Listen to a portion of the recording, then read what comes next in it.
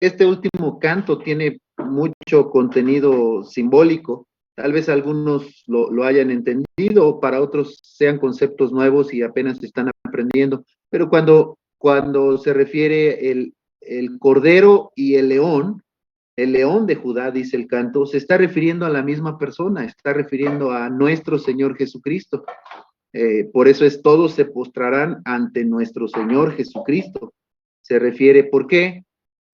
Juan el Bautista mencionó que Cristo es el Cordero de Dios que quita el pecado del mundo. Entonces la figura del Cordero, pensando en que Él murió en la cruz como este Cordero que se inmolaba para el perdón de los pecados, así lo pedía la ley en el Antiguo Testamento.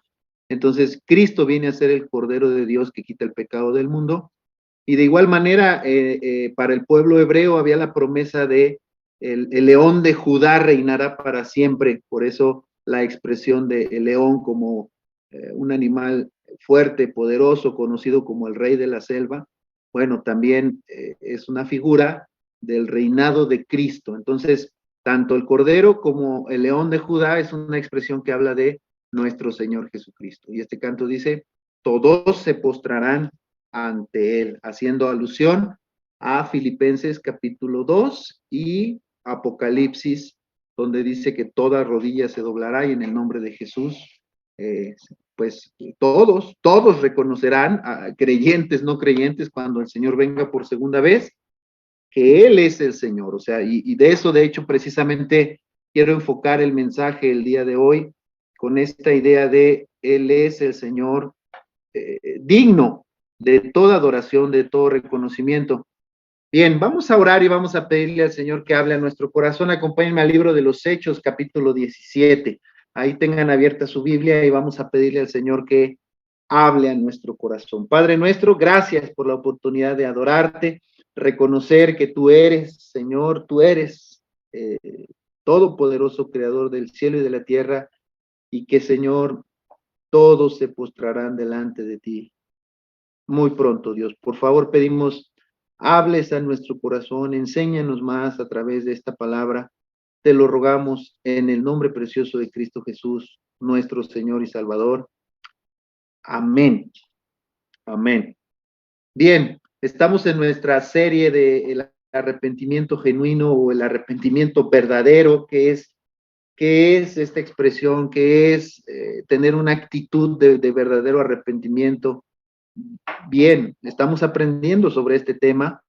Hoy vamos a enfocarnos en el tema 3 y el tema 3 es Dios manda que todo hombre, bueno, cuando decimos hombre es hombre, mujer, niño, niña, joven, adulto, todos, ancianos, todas las personas, hombres y mujeres, Dios manda que todos se arrepientan. Dios manda que todos en todo lugar se arrepientan. ¿Y por qué decimos esto? Miren, cuando nuestro Señor Jesucristo estuvo aquí en la tierra y estuvo enseñando y hablando, Él siempre tenía este mensaje de esperanza para las personas. Él les hablaba precisamente de tus pecados te son perdonados, les hablaba de, pues sí, cosas que solamente Dios podía hacer, como perdonar pecados. De hecho, los religiosos de la época se enojaron con Jesús porque le decían, solo Dios puede perdonar pecados. ¿Tú qué haces perdonando pecados? Bueno, es que Él era Dios. Bueno, es que Él tenía esa autoridad y ese poder. Ellos no lo reconocieron como Dios, pero Jesucristo, precisamente por tener esa autoridad y ese poder, podía decir, tus pecados te son perdonados. Y casi siempre lo hacía a la luz de sanar, de ayudar, de ver por el bien de otras personas, haciendo algo de bien. Y esto nos muestra un corazón de Dios que Él quiere algo de bien. La palabra de Dios habla de que los pensamientos de Dios son pensamientos de bien. Jeremías 29:11. Son pensamientos de bien. Dios siempre quiere el bien para nosotros, lo bueno. Así necesitamos concebir a Dios. Ahora, cuando nuestro Señor Jesucristo estaba aquí en la tierra también enseñando, predicando, animando, les dijo a sus seguidores y a los que creían en Él que también ellos predicaran, que también ellos compartieran. Y hablaba de las buenas nuevas. ¿Cuáles son estas buenas nuevas? ¿Qué es lo que hay que anunciar como una buena noticia? Bueno, que precisamente hay perdón de pecados y hay salvación para el pecador. Hay que entender esto un poquito más a fondo y lo podemos entender si vamos al libro de los Hechos cuando vemos ya la predicación de los discípulos de Jesús. Es decir, recuerden, Jesús ascendió al cielo después de haber resucitado y les dijo que fueran e hicieran discípulos, les dijo que predicaran el evangelio, que anunciaran estas buenas nuevas. Y tanto el día de hoy como dentro de 8 días vamos a estar viendo pasajes acerca de las predicaciones o la forma en que los apóstoles anunciaban estas buenas nuevas. Bien, vamos el día de hoy a Hechos capítulo 17 y hoy vamos a enfocarnos en un mensaje del apóstol Pablo. El apóstol Pablo, todos sabemos y es conocido como el apóstol a los gentiles. ¿Qué significa esta expresión de apóstol a los gentiles? Bueno, también necesitamos entender que Cristo comenzó el ministerio en el contexto del pueblo judío, hebreo, la nación de Israel, el pueblo de Dios, pero no era un mensaje exclusivo para esa nación. Tanto que Juan, el apóstol, lo entiende y lo escribe en su evangelio, Juan 1:12, más a todos los que le recibieron, a los que creen en su nombre, les dio la potestad de ser hechos hijos de Dios. Está hablando de que no solamente a judíos. Incluso Juan acababa de decir con tristeza, bueno, Jesús vino a los judíos, pero no le recibieron. Pero da una palabra de gozo, de ánimo, diciendo, bueno, pero a todos los que le reciban, más allá de los judíos también, estos son los gentiles, eran conocidos como todas las demás naciones, todos los demás pueblos, todas las demás culturas que no eran judíos, también Dios les dio la oportunidad de creer en este evangelio, en estas buenas nuevas, en este plan de salvación para los hombres, y todo aquel que cree, dice, estoy citando Evangelio de Juan capítulo 1, versículo 12, mas a todos los que le recibieron, a los que creyeron o creen en su nombre, les dio la potestad de ser hechos hijos de Dios. Hay una reconciliación, hay una restauración de la relación con Dios, precisamente, una vez más, haciendo alusión a las buenas nuevas del Evangelio. Hay perdón, hay salvación, hay restauración. Y bueno, vamos a aprender del apóstol Pablo, que este apóstol a los gentiles o encomendado a predicar y anunciar más allá de las fronteras hebreas y judías, a todo aquel que quiera escuchar. En esta ocasión llega a la ciudad de Atenas. Está en la ciudad de Atenas y vamos a ver algunas características. Hechos capítulo 17, versículo 16, comienzo a leer. Mientras Pablo los esperaba en Atenas, su espíritu se enardecía viendo la ciudad entregada a la idolatría. Así que discutía en la sinagoga con los judíos y piadosos y en la plaza cada día con los que concurrían. Y algunos filósofos de los epicúreos y de los estoicos disputaban con él y unos decían, ¿qué querrá decir este palabrero? Y otros, parece que es predicador de nuevos dioses, porque les predicaba el evangelio de Jesús y de la resurrección. Y tomándole le trajeron al Areópago diciendo, ¿podemos saber qué es esta nueva enseñanza de que nos hablas? Pues traes a nuestros oídos cosas extrañas. Queremos pues saber qué quiere decir esto, porque todos los atenienses y los extranjeros residentes allí en ninguna otra cosa se interesaban sino en decir o en oír algo nuevo. Entonces Pablo, puesto en pie en medio del Areópago, dijo, varones atenienses, en todo observo que sois muy religiosos, porque pasando y mirando vuestros santuarios, hallé también un altar en el cual estaba esta inscripción, al Dios no conocido, al que vosotros adoráis, pues sin conocerle, es a quien yo os anuncio. El Dios que hizo el mundo y todas las cosas que en él hay, siendo Señor del cielo y de la tierra, no habita en templos hechos por manos humanas, ni es honrado por manos de hombres como si necesitase de algo, pues Él es quien da a todos vida y aliento y todas las cosas. Y de una sangre ha hecho todo el linaje de los hombres para que habiten sobre toda la faz de la tierra. Y les ha prefijado el orden de los tiempos y los límites de su habitación, para que busquen a Dios si en alguna manera palpando puedan hallarle, aunque ciertamente no está lejos de cada uno de nosotros, porque en él vivimos y nos movemos, y somos como algunos de vuestros propios poetas también han dicho, porque linaje suyo somos. Siendo pues linaje de Dios, no debemos pensar que la divinidad sea semejante a oro o plata o piedra, escultura de arte o de imaginación de hombres. Pero Dios, habiendo pasado por alto los tiempos de esta ignorancia, ahora manda a todos los hombres en todo lugar que se arrepientan. Y por cuanto ha establecido un día en el cual juzgará al mundo con justicia, por aquel varón a quien designó, dando fe a todos con haberle levantado de los muertos. Pero cuando oyeron lo de la resurrección de los muertos, unos se burlaban y otros decían, ya te oiremos acerca de esto otra vez. Y así Pablo salió de en medio de ellos, mas algunos creyeron, juntándose con él, entre los cuales estaba Dionisio el Areopagita, una mujer llamada Damaris, y otros con ellos. Gloria a Dios. Esta es palabra del Señor. Fíjense qué historia tan interesante acabamos de leer y de escuchar.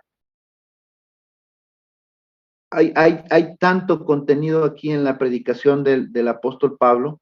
Voy a ir por partes. Si ustedes se dan cuenta, primero Pablo comienza predicando en la sinagoga, como acostumbraba, a la región nueva que llegaba a la sinagoga, que era la sinagoga, el lugar donde los judíos se reunían, aunque Atenas no era una ciudad judía, era una ciudad griega, pero había una pequeña comunidad judía y ahí comenzaba a predicar Pablo.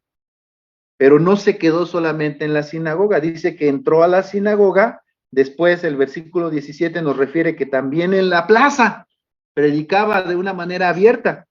Y hubo algunas personas extranjeras, filósofos, dice aquí, de los epicúreos y los estoicos, que se interesaron en el discurso de Pablo. Estos ya no eran judíos, ya eran gentiles, ya eran filósofos griegos.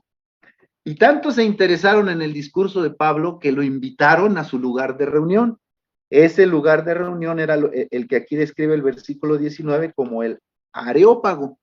Ese Areópago es el lugar de reunión de los filósofos en donde se reunían a discutir sobre ideologías, y les encantaba aprender cosas nuevas. Entonces esto fue una puerta abierta para que entonces Pablo les expresara, les anunciara y les compartiera la verdad de las buenas nuevas del Evangelio. Es muy interesante que el apóstol Pablo comienza con una introducción utilizando un altar que miró, que alcanzó a ver por ahí, que tenía una inscripción que decía al Dios no conocido. Estoy citando ahora el versículo 23. Y de ahí comienza su discurso. Bueno, a ese Dios que no conocen, al cual con cierto respeto le tienen puesto un altar, de ese Dios les vengo a hablar. ¿Cómo comienza Pablo el discurso de este Dios que ellos no conocen, pero que Pablo sí conoce? Comienza a Dios describiéndolo como el hacedor del mundo y de todas las cosas, versículo 24. El Dios creador. No existe otro Dios creador. El único Dios creador y sustentador de las cosas. Dice, siendo el Señor del cielo y de la tierra. Este Dios creador y que sustenta la vida es del que les vengo a hablar. Yo me imagino que esto les llamó la atención inmediatamente.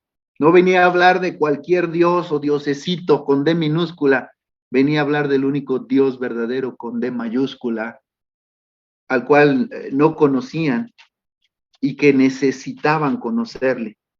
Bien, comienza el apóstol Pablo diciendo que no habita en templos hechos por manos humanas, ni es honrado por las manos de los hombres. Fíjense, dice, sino es Él quien da a todos vida y aliento a todas las cosas.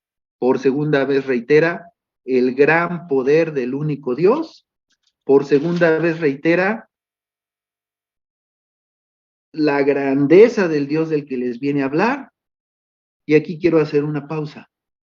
Hay una gran diferencia entre la religiosidad y el politeísmo que mucha gente practica.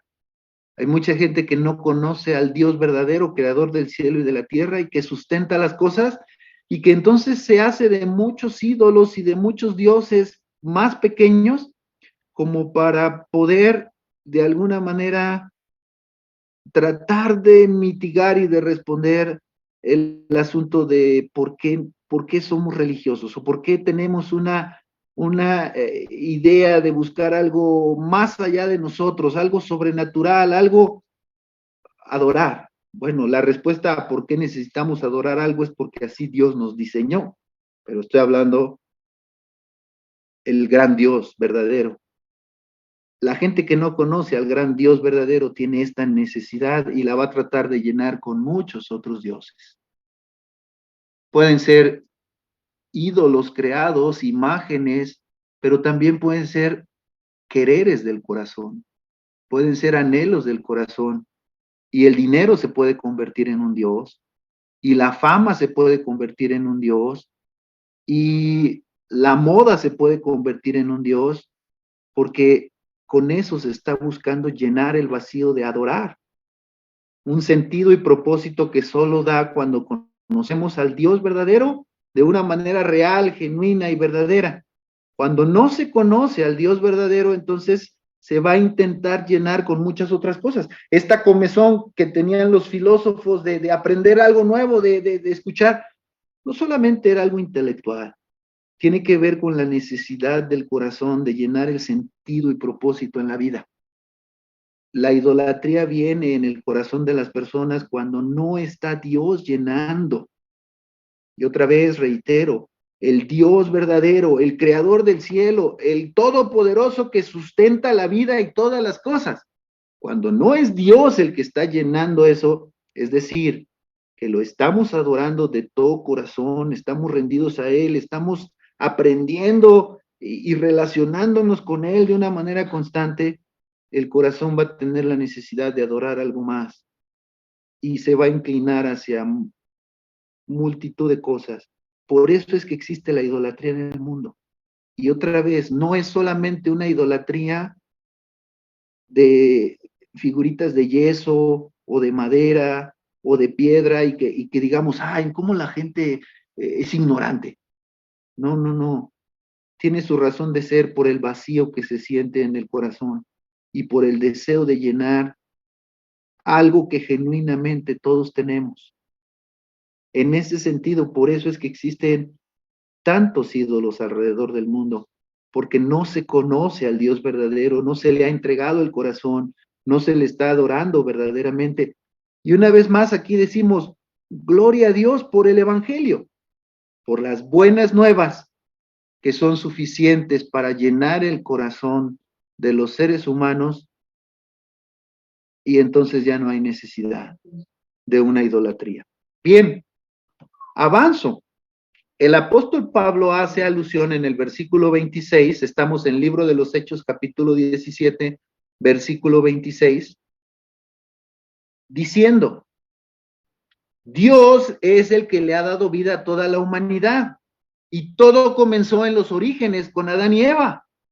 Bueno, no lo está diciendo en esas palabras, pero lo dice, y de una sangre ha hecho todo el linaje de los hombres, para que habiten sobre toda la faz de la tierra.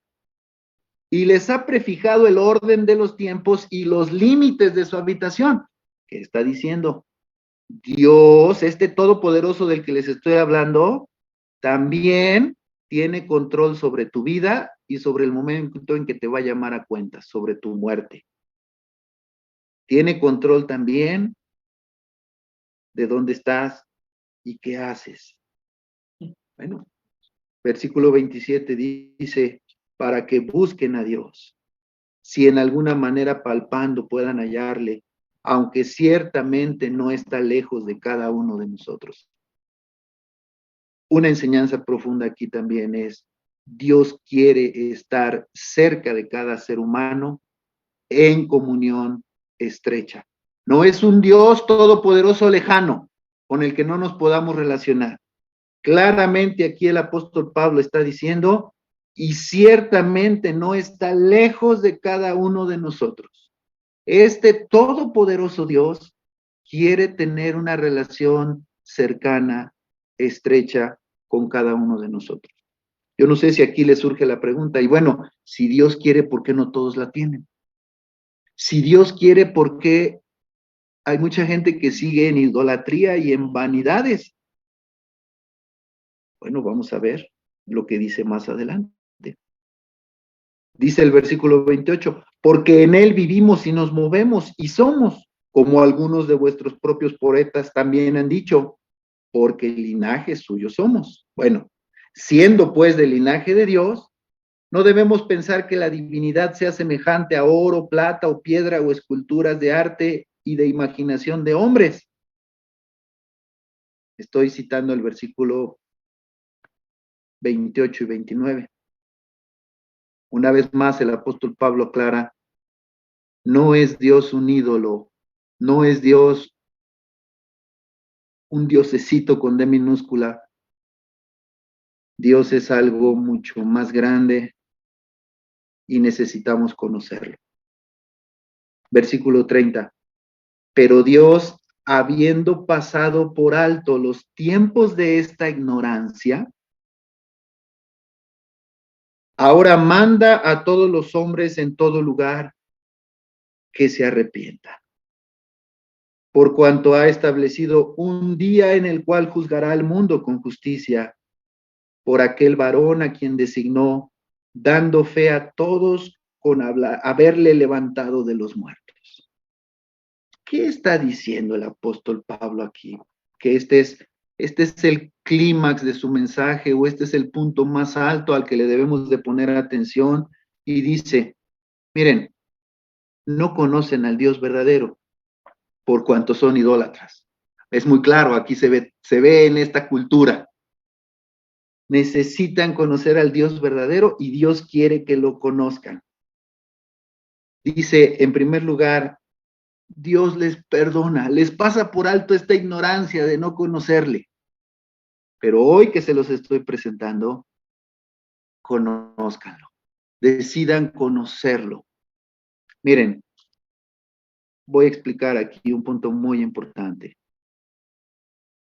Todas las personas en algún momento de la vida desconocemos a Dios. Dios no nos va a juzgar por eso. O sea, Dios no nos va a juzgar porque en algún momento no lo buscamos, no nos acercamos. Dios sabe que más o menos todos padecemos de una ignorancia, de no conocerlo. Algunos, pues, nuestros padres no nos enseñaron a conocer correctamente a Dios. Otros no quisimos oír, se nos enseñó, pero cerramos nuestros oídos y no quisimos. Pero a todos se nos brinda una oportunidad en algún momento de la vida de conocer verdaderamente a Dios. Por eso sí Dios nos va a juzgar. O sea, vamos a ser juzgados, no tanto si en algún tiempo vivimos en ignorancia, desconociendo, pero sí vamos a ser juzgados cuando Dios mismo permitió que su evangelio, que su palabra, que la verdad llegara a nosotros y que nosotros la aceptásemos o que nosotros la rechazásemos. Eso sí, porque miren, les voy a platicar cómo funciona esto. Todos los seres humanos en algún momento, consciente o inconscientemente, hemos pecado contra Dios, nos hemos rebelado. La Biblia describe que por esa condición estamos destituidos de la gloria de Dios, que nuestros pecados nos separan de Dios, que las cosas que cometemos otra vez en ignorancia de Dios, ahí están y son faltas, pues, parte de nuestro historial de vida. Si meramente dijéramos, yo quiero acercarme a Dios, quiero agradar a Dios, solamente echándole ganas y portándome bien. ¿Qué pasa con todo eso que ya cometimos contra Dios? ¿Qué pensarían ustedes de un delincuente? Un delincuente que la policía lo está persiguiendo por muchos delitos. Ya está boletinado en las policías del mundo y por todos lados lo buscan.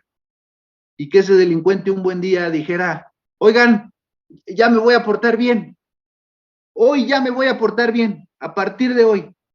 Pues, ¿saben qué le diría a las policías? Pues bueno, qué buena intención tienes a partir de hoy, pero tienes que pagar todos tus delitos que traes cargando.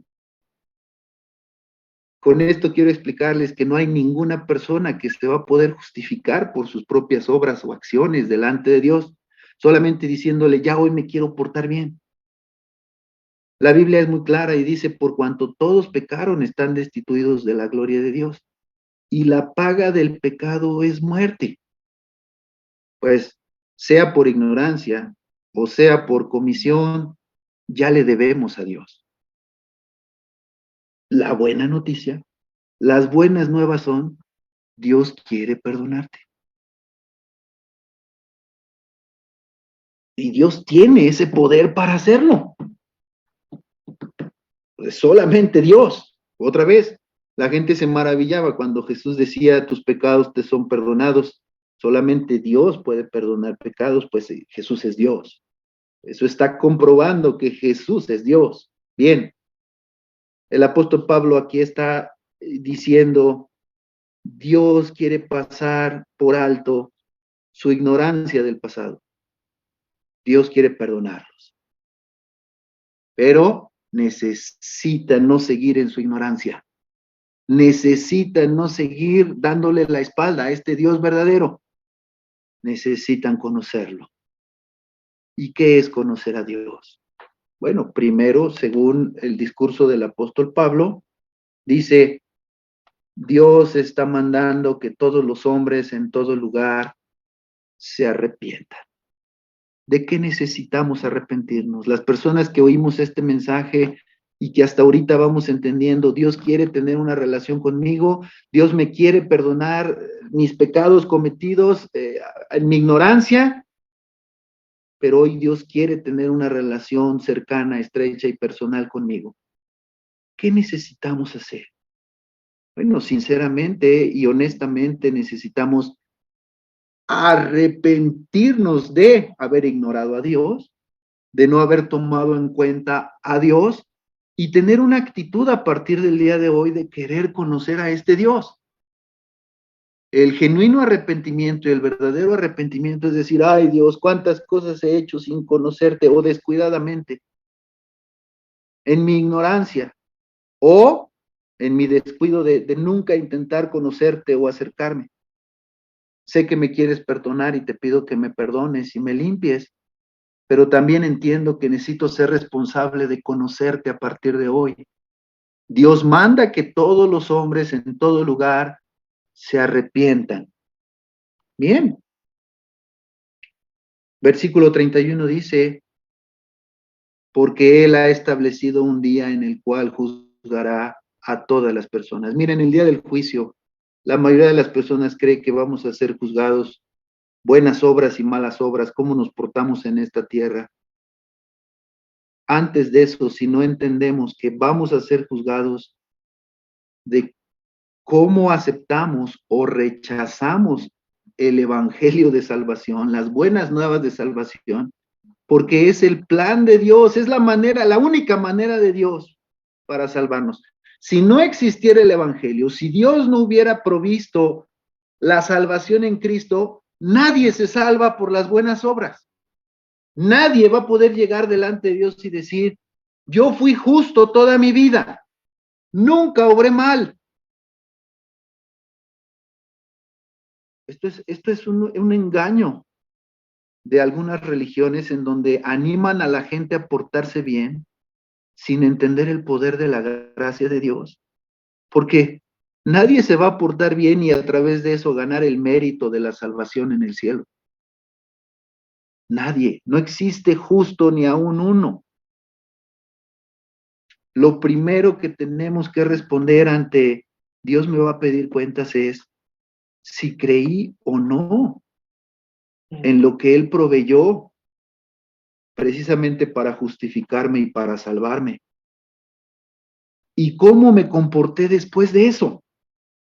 Después de creer, precisamente entonces tiene que haber este despertar espiritual en donde ya vivimos para agradar a Dios, ya vivimos para honrar y glorificar el nombre de Dios, y no es que piensas, hago buenas obras para salvarme, sino en realidad es el Señor me ha perdonado, me ha limpiado, me ha salvado y me ha dado un corazón para obrar correctamente.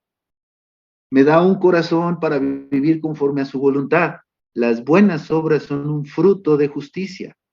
No es que me esfuerzo para ser bueno, para que Dios me salve, sino porque Dios me ha salvado, perdonado y limpiado. Entonces, soy bueno, obro correctamente. Bien, una vez más, el apóstol Pablo apela. ¿En quién y por quién está esta justicia en el mundo? Dice, por aquel varón a quien él designó. ¿De quién está hablando? No lo dice explícitamente, pero el mensaje es muy claro implícitamente.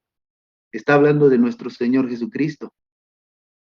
El plan de Dios para la salvación de los hombres es en Cristo, es por Cristo.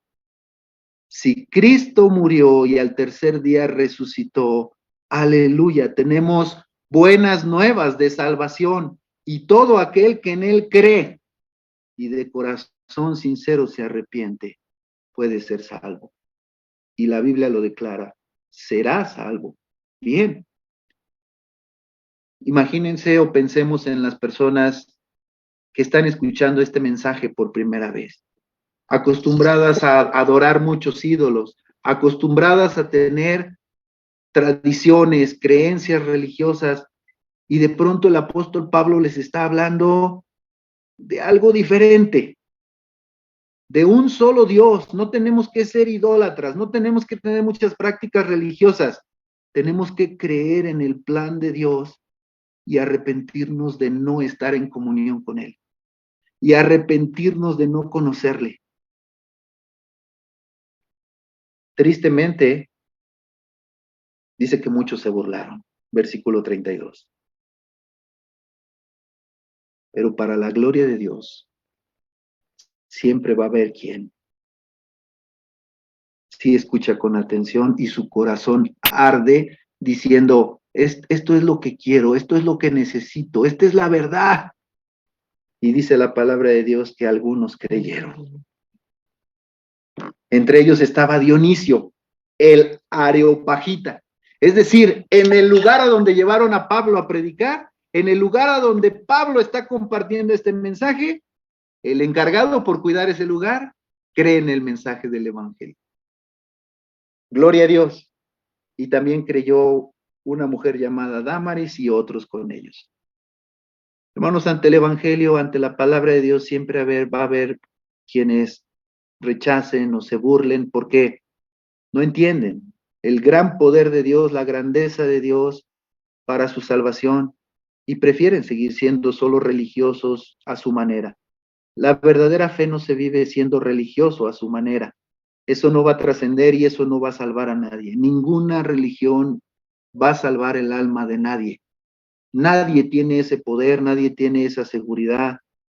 El único que tiene el poder de salvar, perdonando pecados, limpiando el corazón, es Dios. Y el mensaje de Dios es este: cree en el Señor Jesucristo, arrepiéntete de tus pecados y decide seguirlo, caminar con Él. ¿Ya creíste en el gran poder de Dios, en su obra? Bueno, ahora vive en consecuencia. Vive cerca de Dios, vive agradando a Dios, vive glorificando el nombre de Dios, no de manera religiosa. Y cuando digo de manera religiosa es solo tratando de guardar las apariencias en una religión en donde con los demás quedes bien, sino verdaderamente de corazón. El que cree en el Señor Jesucristo es salvo. Este es el mensaje. Solo necesitas arrepentirte sinceramente de lo que has hecho en tu ignorancia, que deshonra y no glorifica el nombre de Dios, que sabes que ha estado mal delante de Dios. Ahora, no te avergüences y rechaces a Dios. Si hay pecados que necesitas confesar, confiésaselos. No te alejes de Dios. No permitas que ese pecado te distancie de Dios. Mejor, bien dice la palabra de Dios, si confesamos nuestros pecados, Él es fiel y justo para perdonarnos y limpiarnos de toda maldad. Hoy tienes la oportunidad de estar cerca de Dios, en comunión con Dios. Simple y sencillamente ponte a cuentas y dile, Señor, yo no quiero que pases por mí, por un Dios no conocido. Yo no quiero pasar la vida experimentando religiones.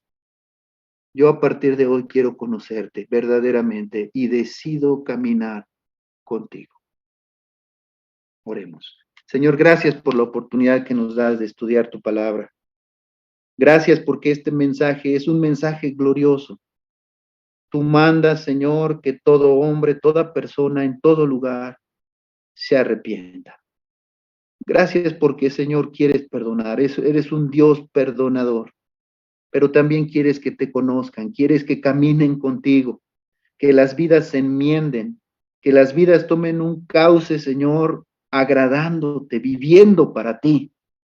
Dios, por favor, que esta verdad se interiorice en el corazón de más personas y que todos los creyentes, Señor, juntos, nuestro corazón arda por agradarte, por hacer tu voluntad, por vivir tu voluntad.